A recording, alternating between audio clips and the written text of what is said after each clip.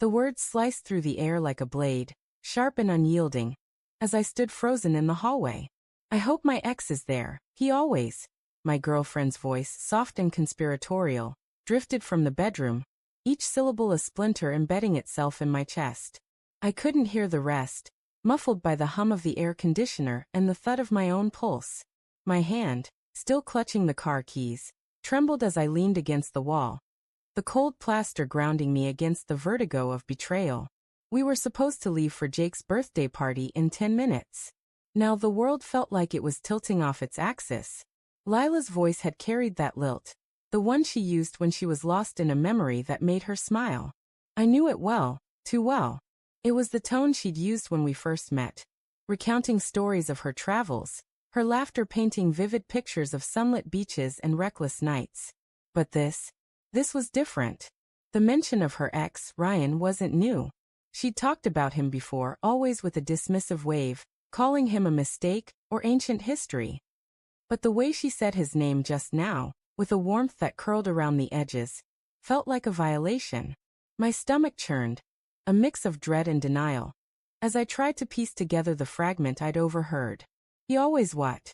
I forced myself to move, stepping silently toward the bedroom door, the hardwood creaking faintly under my weight. The apartment smelled of Lila's lavender perfume, a scent that usually calmed me but now felt like a taunt. I pressed my ear to the door, holding my breath. She was on the phone, her voice low but clear now. No, he doesn't suspect anything, she said, and my heart plummeted, a stone sinking into dark water. It's just seeing Ryan last week stirred things up. I didn't expect to feel this way. The keys slipped from my hand, clattering to the floor. The sound was deafening in the quiet, and Lila's voice cut off abruptly. Hold on, she said, and I heard the rustle of her moving toward the door. Panic surged through me, but I couldn't move, rooted by a mix of anger and desperation to know more. The door swung open, and there she was, Lila, her dark hair spilling over one shoulder, her green eyes widening as they met mine. She held her phone against her chest, as if shielding it could hide the truth. Evan. Her voice was a fragile thread, caught between surprise and guilt. I thought you were getting the car. I opened my mouth, but the words stuck, tangled in the storm of emotions raging inside me. Heartbreak clawed at my chest, but anger burned hotter, urging me to confront her. Yet a small, desperate part of me wanted to pretend I hadn't heard, to cling to the version of us I'd believed in an hour ago. Who were you talking to? I asked, my voice low, almost a growl. She hesitated, her fingers tightening around the phone.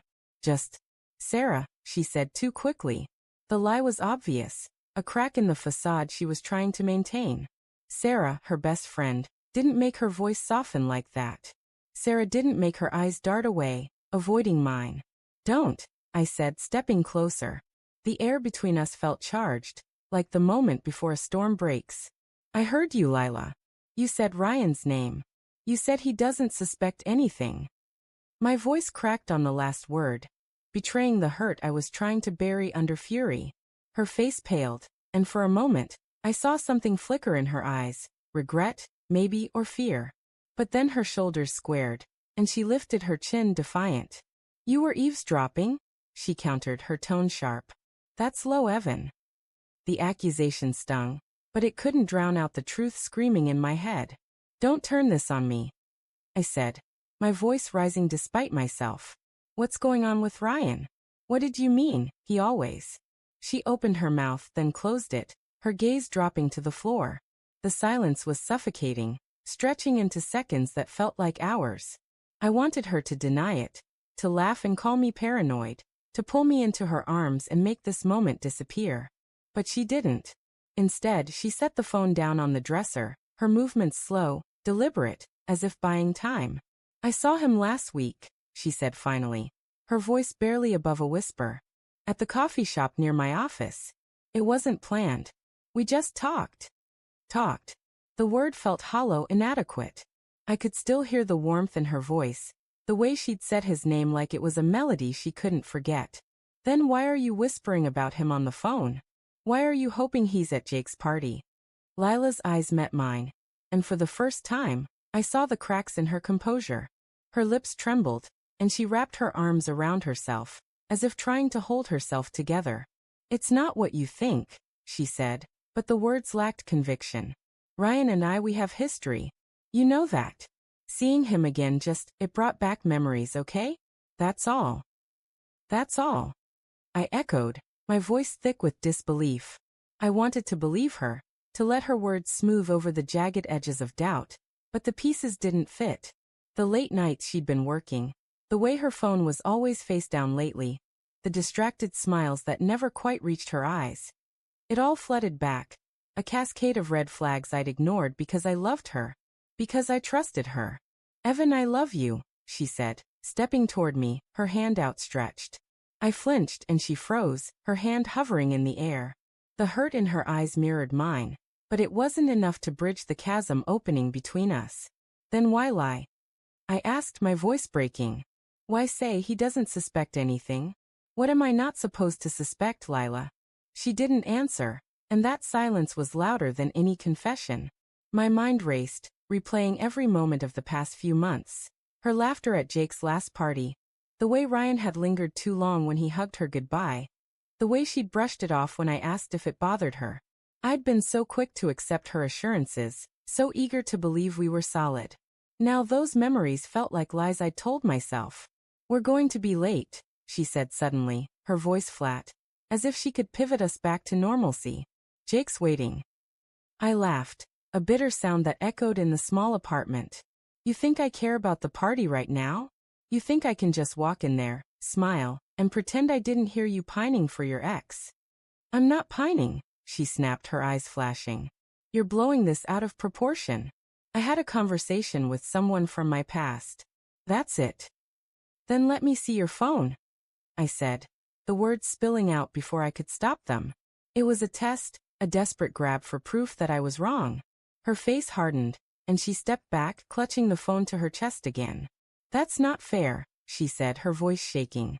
"You don't get to invade my privacy just because you're insecure." Insecure. The word was a match to gasoline. "I heard you, Lila. I heard you hope he's there. I heard you say I don't suspect anything. What am I supposed to think?" She turned away, her shoulders trembling, and for a moment, I thought she might cry. But when she faced me again, her expression was cold, resolute. "If you don't trust me, Evan, then maybe we're the problem, not Ryan." The words hit like a punch, stealing my breath. I wanted to scream, to beg, to shake her until she told me the truth. But deep down, I already knew. The warmth in her voice, the secrecy, the lies, they painted a picture I couldn't unsee. Ryan wasn't just a memory. He was a shadow in our relationship, one I'd been too blind to notice until now. I grabbed my jacket from the couch, my movements jerky, mechanical. "I'm not going to the party," I said, my voice hollow. "And I don't think you should either." "Evan, wait," she started, but I was already at the door, the weight of her betrayal pressing against my ribs. I stepped into the cool night air, the city's hum a distant roar in my ears. Behind me, the door clicked shut, and with it, the life I'd thought we had. As I walked away, my phone buzzed in my pocket. A text from Jake. "Where you guys at? Ryan's here, asking for Lila." My heart stopped, and the world tilted again, the final piece of the puzzle snapping into place with a sickening clarity.